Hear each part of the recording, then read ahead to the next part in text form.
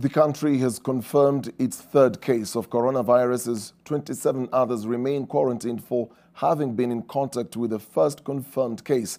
Further, the government has directed a scale down of essential services, but as NTV's Kennedy Muredi reports, President Uhuru Kenyatta has said sufficient measures have been put in place to contain the spread of the virus. The country will now be getting daily updates on the government's efforts to contain the fast-spreading coronavirus. Good evening. Good evening, sir. This directive was issued by President Uhuru Kenyatta, who on Sunday joined the emergency team chaired by Health Cabinet Secretary Mutahi Kagwe to personally update the country and announce measures his government has taken this far. We had traced 27 persons who had come into contact with the first patient.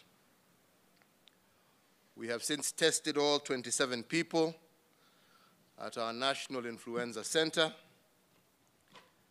and today we have received confirmation of 2 more cases of the coronavirus. The government also confirming that the 2 new cases that have been announced are part of those people who had been called in for quarantine and had actually sat next to patient 0 in the plane on her way to Nairobi. Our health officials have already moved them into Kenyatta National Hospital isolation facility. The government is also assuring Kenyans of sufficient measures to contain further spread and panic. Any patient who has come into contact with this disease will be given full support to ensure that they are able to recover. But even as he announces measures to be taken, including people working from home and closure of schools, President Kenyatta acknowledged the economy is most likely to get a beating as the country stares at a possible shutdown.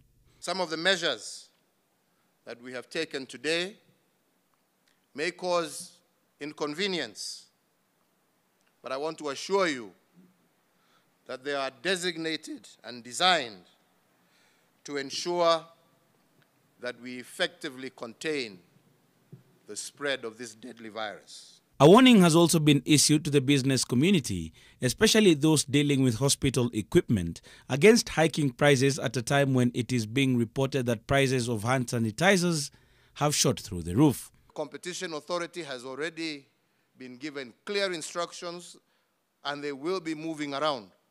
And anybody who is seen to have taken unnecessary and undue advantage of this particular crisis to make our citizens pay more than they should, serious and severe action will be taken against those who perpetuate in that ungodly act. President Kenyatta said that most of the measures announced will be in place for at least 30 days as the country fights the disease that is now in more than 100 countries globally.